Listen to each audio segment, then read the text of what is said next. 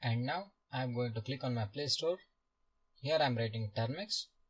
Now here you can see the Termux application, and you can see some of the screenshots related to the Termux terminal. And next, clicking on install, it gets downloading. And next click on open.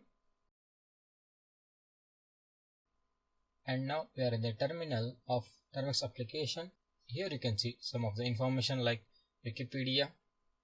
And if you want to install any packages or search any packages, you need to just type pkg search query. Query is related to any package name.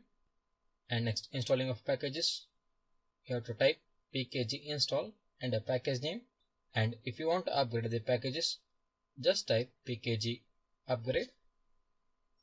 And if you want any help from the Termux application, you just type pkg help. So in further videos, we are going to see how to hack the devices, how to do web scanning, and many more things.